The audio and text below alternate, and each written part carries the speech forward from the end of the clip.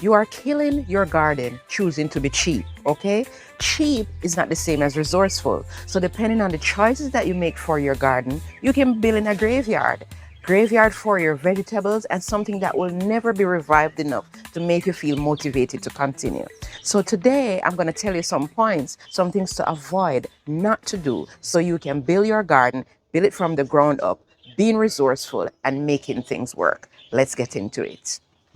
First thing is unknown fill dirt, okay?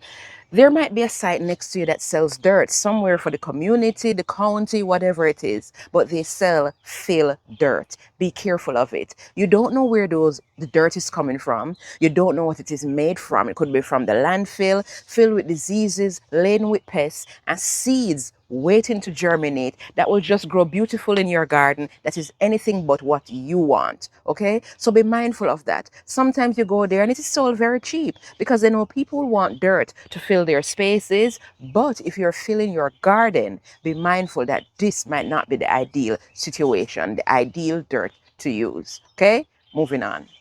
Skip fresh manure.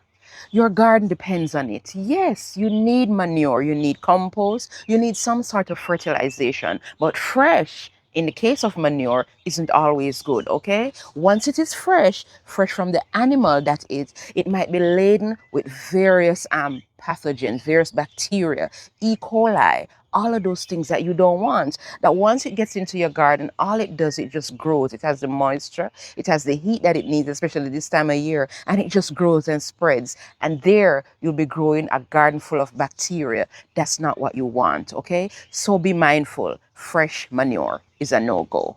Moving on. Meat scraps. I don't care how tempted you are to put things into your soil to build it. Meat scraps is a no-go. Why? That will facilitate decomposition. That is not composting. That is not building anything. Yes, you'll have bacteria. You'll be growing something. But I'm telling you, it will be everything that you don't need because decomposition is a whole different process, okay? That produce a whole different group of bacteria. Not to get scientific, but just know that that is not what will build soil and help to make your veggies get deeper roots. That is totally different. So be mindful of that, okay? We're moving along. Avoid salt. Avoid salt around the roots of your vegetables. Okay, let's break it down. Salt. Salt is basically sodium, okay? So anywhere where sodium is, water moves the opposite direction. So if you are putting salt, especially around the roots of your vegetables, okay, you are making water leave the roots. And what happens now is dehydration. The plant roots doesn't get the amount of fluids it needs with all the other nutrients that it needs. So it dies, it slowly shrivels. And there you're wondering, what's happening? Why is my plant looking so sad? Why is it shriveling? All because, yes, you're experimenting, determined to make things work, but you have to make the right choices. Salt is not a good one, okay? Leave it out of the roots of your plants. Mulching. Mulch is good to have in your garden area, okay? Because it helps the soil to regulate the heat and also the moisture leaving it. But you have to be careful. Around my garden, I use these wooden wood chips. Yes, it is a form of mulch. It is keeping pests and helping to keep weeds out from around my garden area and from stifling certain plants that I need. But this is wood, okay? Wood chips. Rubber mulch stifles the soil because it cannot break down. Nothing can grow through it, okay? It is a trap for heat and it is a trap for moisture. So that is not something that you need. So even though the aesthetics, you see it in the garden center, you see it in the big box store, it looks good, it looks very appealing, but please avoid it because there's no growth that it will facilitate, and that is what you need in your garden, okay? Moving on.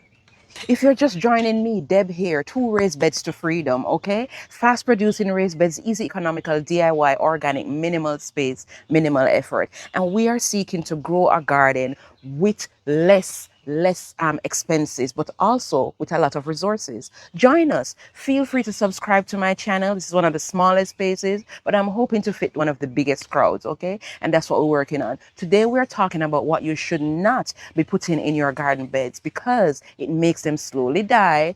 You're building a graveyard. That's not what we want. So let's continue, okay?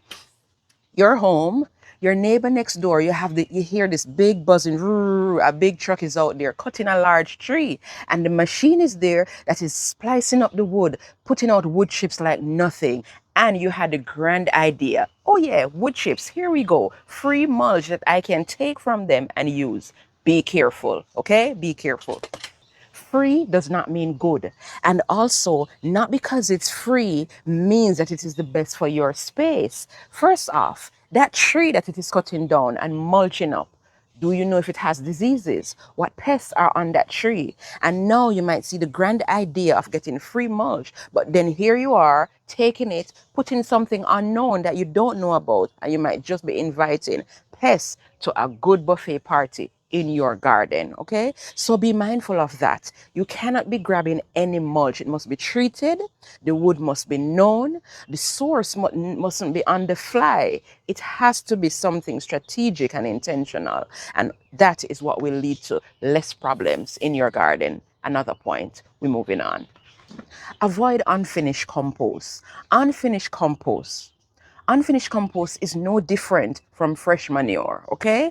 Because yes, certain bacteria are still there doing their business, working, breaking down the soil, but that is not the ones you want just yet, okay? You want it to continue, you want it to liquefy some more, you want it to be more fluid more than anything else. The smell is less, all of that. Remember too, if the smell is high, you know bacteria is busy doing their thing. It is not ready, okay? So be mindful of unfinished. Yes, you're hurrying because you know compost is good and you want to get it in there as fast as possible to make the veggies pop, okay?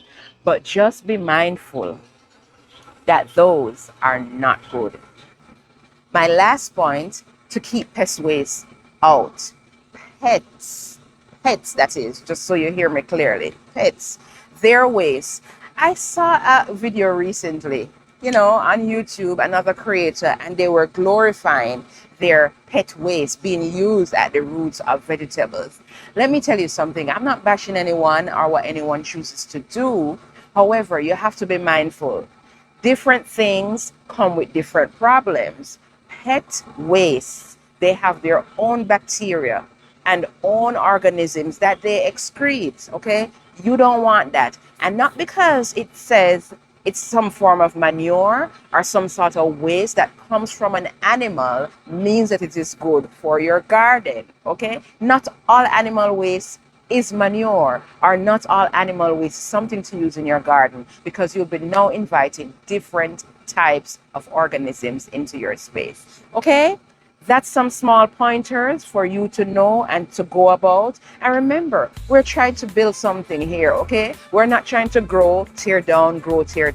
So we're continuing, chug along. Continue with me, grow together, we sow together, we're gonna harvest together, and we're learning together as well. So come back, spread the word, share this video, let's go. And I'll be right here waiting on you for the next story to begin, okay? You take care, bye.